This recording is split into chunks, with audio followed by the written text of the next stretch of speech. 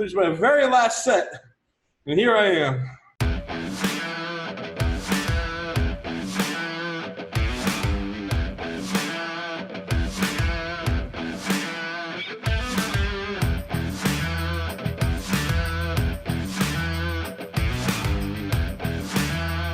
Yeah, man, how you doing?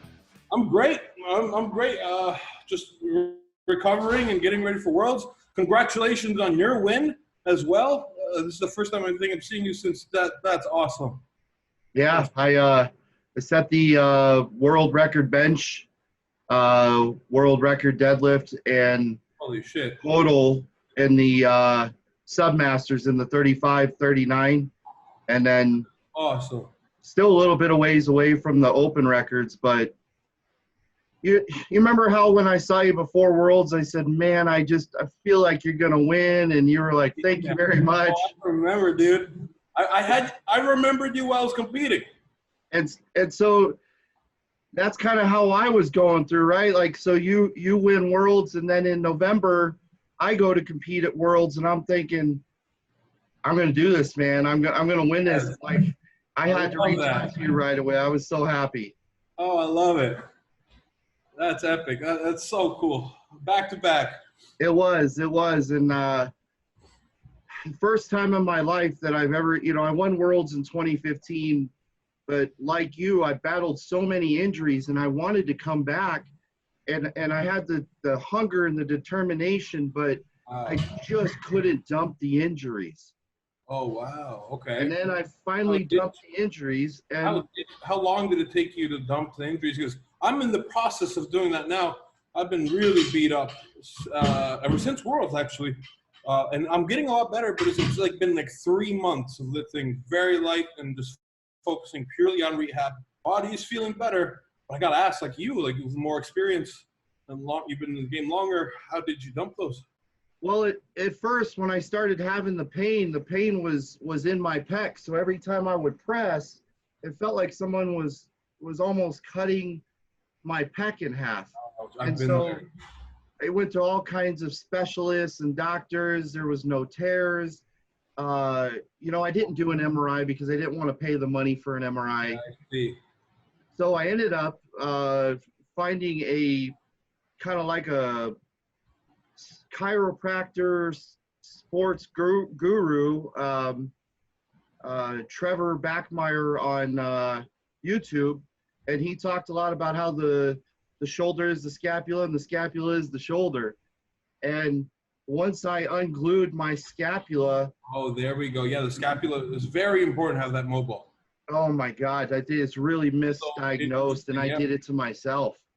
Wow, because I've been going through I've had similar pains in my chest, and lately I've also been doing a lot of work to get my scapula to mobilize, and my shoulders feel so much better. So it's cool to see that you bring that up.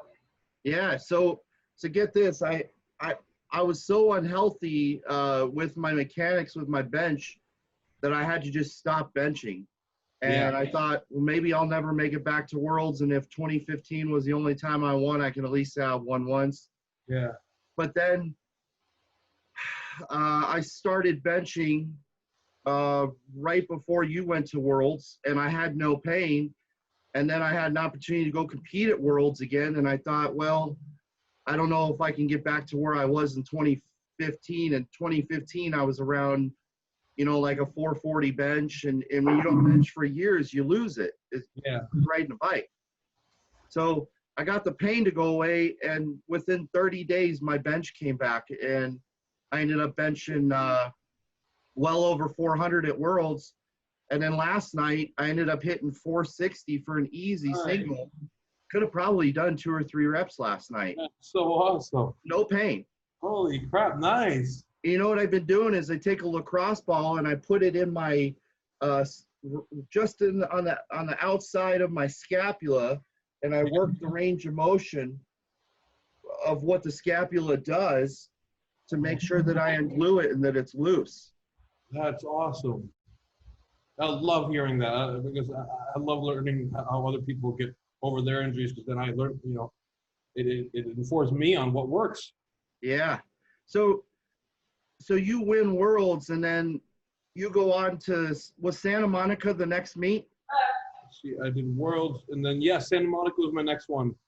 That was a hell of a show, and I wanted to ask you, where does that rank for you? That rank how? Like in terms of just, I mean, you came back to win that, and you were in the hunt for it. So when you won, because I didn't get to go, I didn't get to see it. I only saw it on YouTube, and I had a lot of friends in California that were texting me how you were doing. It was almost surreal. I almost thought, man, you're gonna pull it off at the end. You just won Worlds. You know, you got the eye of the tiger still, but I didn't know you were still banged up. I was super banged up. And around August, my right shoulder started to shut down again. My right lats and my right tricep were the strength like cut down by 50% because of a nerve injury. Competing at Worlds and then really pushing my body, really aggravating my neck, and I got an MRI. I got bone spurs in my neck that were pinching some nerves. Oh. It just my nerve only that strength is only coming back now. Like this is almost a year later that I'm finally feeling like even drive in my arms. I compete at Santa Monica was really like if you used to look at my fourth log attempt, it's like this. Like my arm just couldn't push anymore in Santa Monica. So I was really lucky. I was so happy I even got 3 reps because 2 weeks before that I couldn't do the weight. Oh man! So it's like it was everything I had just to get that weight up. And my hamstring, my right hip and hamstring were banged up too, and I was missing even a 700-pound deadlift. 1 week I'd be able to pull 700 pounds, the next week I couldn't. It was just I've never had to deal with such a medley of nagging pains and injuries, and that was a battle getting through all that. So yeah, to see you come back and win, and then to hear that you were hurt, I was like, that's got to rank up there pretty high with some of the victories you've had since you started in the sport. Yeah, that was a willpower victory. I do love that. It almost appears like those injuries got worse and worse as you came to Ohio. You were just, by the time you got to Ohio, you were done. Yeah, I was even considering retiring. I didn't talk about that much, but it was like everything was just. I felt like I was just in quicksand. Yeah, I was in Ohio the week of the Arnold. I was there for work, and I was in the airport. And I remember I started seeing all the strongmen coming in, and I saw Jerry Pritchett, and he came off the plane, and I said, man, hey, how you doing? He's like, I'm good, Gary, how are you? I said, good, good luck to you. And then I was like, dude, be careful, because I was just in Columbus, and the COVID was starting to hit. Yeah. People were kind of talking about it. They were really worried, and I believe it was it the governor or the mayor, someone was like, there's going to be no Arnold. Like we're not going to have people here. Yep, that was all so sudden, out of nowhere. Just nope, no Arnold. So you still go and you're banged up, and then you find yourself in another chance to come back and win towards the end, right? You were within points of. I mean, you probably weren't going to overtake Thor, were you? But you had a shot at Matus. In Ohio, no, I was. The thing is, the first event really messed me up. During the stone pressing, I lost balance, and that stone press just wiped me of energy because I can't. It's almost impossible to breathe with a stone on your chest if you're about to press it. So it's like if you miss a stone press, it doesn't. Even if the weight's light, it just knocks your energy down. So when I missed it, I went up and I did eventually got it. But then it's like all these stones that in training were very easy to do suddenly just felt excruciatingly difficult. I felt like I was about to pass out between every single stone. And then the Husafell stone, I think I would have, if I finished that Husafell, I was inches short. If you were. Husafell run, I would have, I think I had another 5 points. And then I would have been much closer to second place. Positioning, but I would have had to beat Mateusz in that stone medley, and I could have gone farther on the Conan's wheel. I think I was being a little tame. I don't think I got as far as I did last year, but that's all right. It was, You kept saying you wish you would have gone faster. yes, exactly. I Told tried, Ode that. You said, Ode, I wish I would have gone faster. I just ran out of time. I was going smooth. How did you train for that cone, that wheel? Were you pushing a sled up at the training hall, or? What I did, my training method is actually was excruciatingly more difficult than the actual Conan's wheel itself. What I did was we attached an axle bar to two chains that were behind me, and they hooked into something called an exergenie, which is basically a rope pulley system.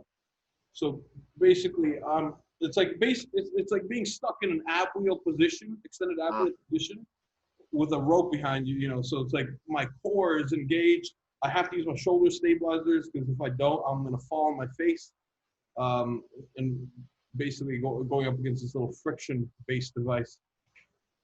I see nakedness behind you. Yeah, Romark, put a shirt on! Fans want to see. The fans want to see. That's what the fans want to see. That's what They want to see naked. that's what they want. So you come away from the Arnold, and I was thinking, like, around this time, I was like, man, I really want to get out there. I want to train with you a little bit. I want to do some powerlifting with you, and because I know you're well experienced. Obviously, you're the best in the business at your sport, but I wanted to, maybe get some deads in with you or some squats in with you.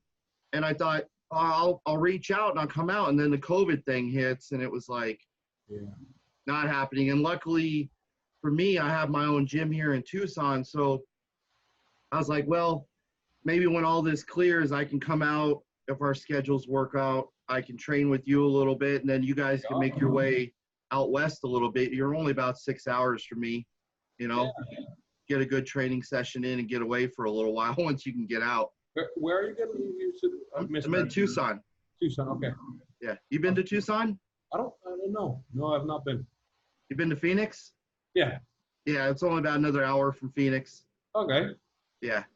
Not Yeah, bad. going down towards Tombstone and Bisbee. There's some of those old towns down there. Awesome. That'd be fun. We could make a trip down to Tombstone and raise some hell. That'd be great. Yeah, I'm down. Hey, so did you see the Jordan documentary? Yes, I love the Jordan documentary. Actually, it's funny you bring up. Ever since I watched the Jordan documentary, now for cardio, I go shoot hoops and get rebounds with my friend. I do it for like 90 minutes, 3 times a week. Fired you up, huh? Brought back a lot of good memories, didn't it? Oh, I love it. Yeah, I've never been a basketball fan until I saw the Jordan documentary. I've loved it that much that now I've never really even shot hoops with a basketball, and now I'm out there all the time.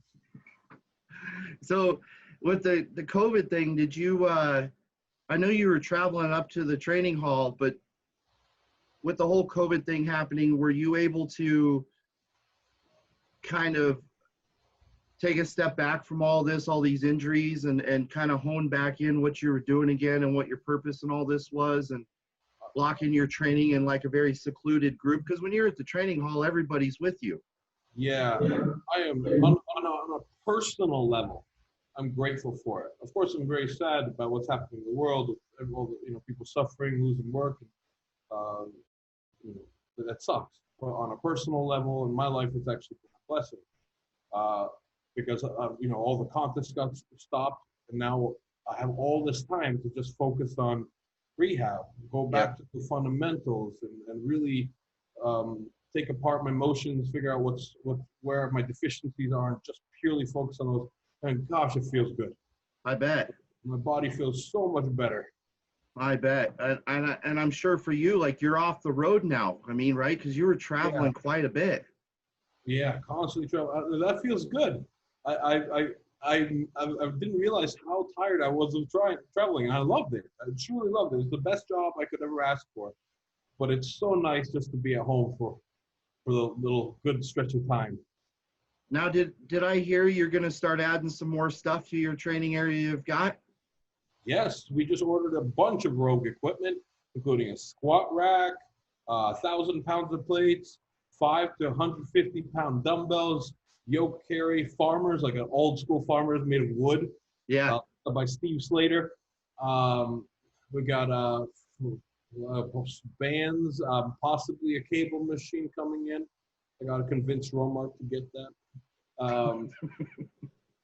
Did I say log, yoke? I might be forgetting something, but it's a lot. Now, is this stuff going to go in the garage or is it going to go upstairs? Well, we have two car garages. All of our videos are done in only one of the garages. So Okay. we're going to use one of the garages to like store stuff and then one for lifting. That's awesome. Yeah, not bad at all. I'm very happy. Like it's perfect set. I started building my own strongman equipment. Oh, cool. So I started working on this new thing. I'm calling it the Hulk sled. If the Hulk were real, if this were this baby Hulk, that's adorable. Hulk smash.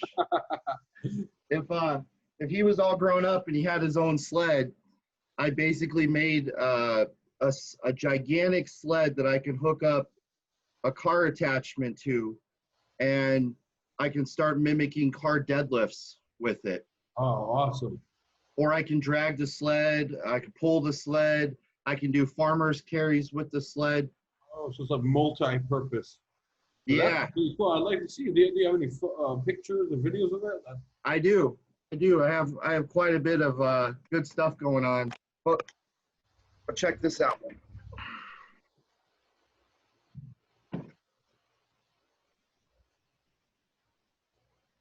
Holy crap. Yeah. Look at this. It's gigantic. Car deadlift? It's a sled. It's a car deadlift. Yeah. It's like a multi-purpose sled. Hey, who's that on the wall up there? Oh, that's my shirt. Yes. Oh, I'm honored. Love that. I started. That's a neat space. I got a little kind of like a storage space, and so all the gym equipment's in there, all my powerlifting equipment's in there, and since you and I connected, I started implementing strongman into my training to make my static movements go to the next level. Oh, I love that. Oh, what is that? This is just steak and rice. Oh man, thanks, Romark. You think you're Romark, the man. So what took me to the next level in powerlifting was implementing strongman training. Yes. And what's helped me get my deadlift to the next level is I made my own Husafeld stone, my own loadable Husafeld stone. I may actually make one for Nick Best. I talked to Nick about maybe putting together a Husafeld stone for Nick that you can load with plates in the middle and put a lid on. Okay.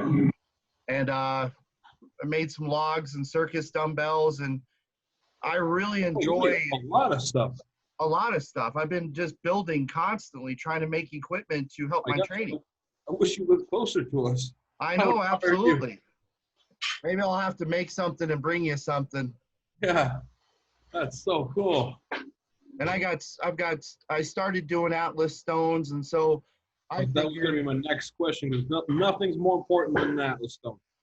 The last time we talked, you said, Gary, get really good at Atlas stones, because if you get into a competition and they have Atlas stones, that could make or break whether you place. Like most competitions end in Atlas stones. Yep.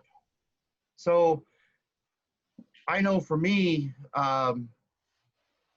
with the use of all the strongman equipment, I've been able to go to the next level with my powerlifting. And I don't think I've ever asked you this, but you know, I know you grew up on a farm and you were always lifting weird things and heavy things. Did you start off powerlifting or Olympic lifting before you got into strongman and went to California? Yeah, so my dad, when I was a kid, trained me first in bodybuilding, just to try to get all my body to be symmetrical, at least as a kid, and start light, develop a tendon and ligament integrity, So everything was higher repetitions, and I tried to isolate muscle groups just so everything would work evenly. And once I built up a base through bodybuilding, then I went on to powerlifting and some Olympic lifting, and eventually calisthenics as well. So I mean, should have kind of done all. I've incorporated all of the styles of training. And I think, you know, I'm biased because you're my friend, but I think